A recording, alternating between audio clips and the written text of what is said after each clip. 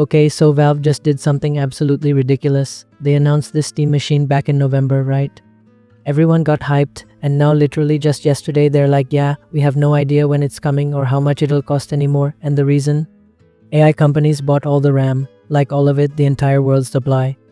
This is the most insane story in tech right now, and I'm genuinely angry about it. Let me explain why. What's up? I'm Bill, and look, I don't usually get worked up about delays. Games get delayed, hardware gets delayed, whatever, but this is different because this isn't just about the Steam machine being late or expensive. This is about the AI industry literally destroying gaming as we know it. And nobody's connecting the dots. So today I'm gonna break down exactly what happened, who's to blame, and why your next gaming PC is gonna cost twice as much if you can even buy one at all. And I promise you, by the end of this video, you're gonna be as mad as I am. Let's get into it. Alright, so check out how weird this timeline is. February 4th, morning. AMD's CEO Lisa Su goes on stage at an investor call and says Steam machine is on track for early 2026. Everything's fine. February 4th, same day, a few hours later, Valve drops a blog post like, actually, we need to completely revisit our pricing and schedule. Dude, the CEO of AMD, the company making the chips for the Steam machine, didn't know it was delayed. That's how fast this happened. Here's their exact words. Memory and storage shortages have rapidly increased. We must revisit pricing, especially for Steam machine. See that word? Rapidly, not gradually, not we saw this coming. It caught them completely off guard. And when you look at the actual data, you realize why Valve is panicking. DDR5 RAM, the stuff the Steam machine needs, has gone up 172% in 1 year. But that's not even the crazy part. In the last 3 months of 2025, it jumped another 178% to 258% depending on which type you're buying. Some retailers are reporting 500% price increases since September, 500% in 4 months. Like, imagine you're building a PC, that $60 RAM kit you were gonna buy. It's now $260 for the exact same thing. That's not a shortage, that's a market collapse. Okay, so here's where it gets really messed up. In October 2025, OpenAI signed a deal with Samsung and SK Hynix. It's called Project Stargate, their massive AI data center thing. How much RAM did they buy? 40% of the entire world's production. Let me say that again because it sounds fake, but it's not. One company secured contracts for 40% of all the RAM that will be made in 2026. That's 900,000 wafers per month just for OpenAI, not Google, not Microsoft, not Apple, just OpenAI alone. But wait, it gets worse. According to industry analysts, AI data centers overall will eat up 70% of all memory production in 2026, so you've got 30% left for gaming PCs, laptops, phones, TVs, cars, game consoles, everything else, 30% for the entire rest of the planet. And here's the thing that's really scary, this isn't temporary. The 2020 chip shortage was about COVID messing up supply chains. Factories closed, shipping got delayed, but eventually it recovered. This is different. This is what analysts are calling a permanent reallocation. Avril Wuxi's tracked memory markets for 20 years literally said, I've never seen anything like this. This is the craziest time ever. When someone who's seen every boom and bust cycle says this is unprecedented, that should terrify you. Okay, quick technical thing. The RAM that AI data centers need is called HBM high bandwidth memory. To make it, manufacturers have to stack 12 to 16 layers of memory into one chip. That process is so resource intensive that for every 1 bit of HBM they can't make 3 bits of regular consumer RAM. So it's not just that AI is buying a lot, it's that making AI memory literally prevents making gaming memory. It's a zero-sum game and we're losing. So now let's talk about what this means for Valve specifically. The Steam machine was always gonna be expensive, Valve told us upfront. They're not subsidizing it like Sony does with PlayStation.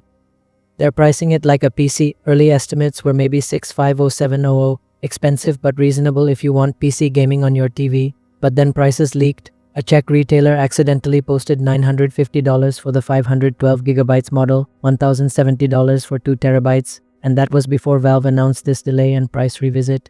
If the leaked prices were already over $1,000 and then they say costs went up, what do you think the final price will be? Let me give you a perfect comparison. Framework, the modular PC company, launched their desktop in late 2025 at $1,099. In January 2026, just last month, they raised it to $1,139. That's a $40 increase in 1 month because of RAM costs. But their high-end model with 128GB of RAM, that went from about $2,100 to $2,459. A $359 jump, 17% more expensive in 1 month now. The Steam machine only has 16 gigabytes of RAM, but in this market, that's still a massive chunk of the cost. Here's the brutal reality check. PS5 with disk drive, $499. PS5 Pro, $699. Steam machine leaked, 9501070. You're asking people to pay double what a PS5 costs, or 40% more than a PS5 Pro, for what? To play the same games but with Linux compatibility issues, weaker RAM 8GB versus PS5's 16GB. No exclusive games and a smaller user base. Digital Foundry already said the 8GB RAM is gonna be a problem compared to PS5 and Xbox at $700. Maybe you could argue for it at $1,000 plus. Forget it, you'd be crazy to buy it over a PS5 Pro, but here's what really makes me angry. This affects everything, not just the Steam machine. IDC, the research firm, is predicting PC sales drop 5-9 in 2026. Phone sales drop 5%, laptop prices up 15-20, average PC prices up 6-8, Dell, Lenovo, HP, Asus, they've all announced price increases in the last month, but it's not even just computers. The Wall Street Journal said car manufacturers are gonna have production delays like we had during COVID. Remember 2021? When you couldn't buy a car? Get ready for round 2, and here's the really sneaky part. Companies know if they just raise prices, you'll get mad and not buy. So instead, they're giving you less for the same money. Consumer Reports warned about this. That $600 laptop in 2026 might look identical to last year's model. Same price tag, but inside, 8GB RAM instead of 16GB, dimmer screen, cheaper camera. Worse speakers, you're literally paying the same for a worse product. That's the 2026 tech experience. Not soon. Micron says their new factory in Idaho won't open until 2027. Samsung and SK Hynix are building new facilities, but they won't help until 2028. And even when supply comes back, Asus reps have already said nobody wants to be the first to lower prices. So we're stuck with inflated prices through 2028, minimum. Okay, here's where I'm probably gonna make some people mad. I don't think AI is worth this. Like, be honest with me. Is your life that much better because ChatGPT exists? Are AI image generators so amazing that it's okay for gaming PCs to cost twice as much? I'm not saying AI has no value, but we're making a trade here as a society. We are saying AI is so important that it is fine if normal people can't afford decent computers anymore. Micron literally shut down their crucial brand, their consumer RAM line entirely, to focus only on AI. They're not even pretending to care about regular customers anymore, and this is creating a massive class divide in technology.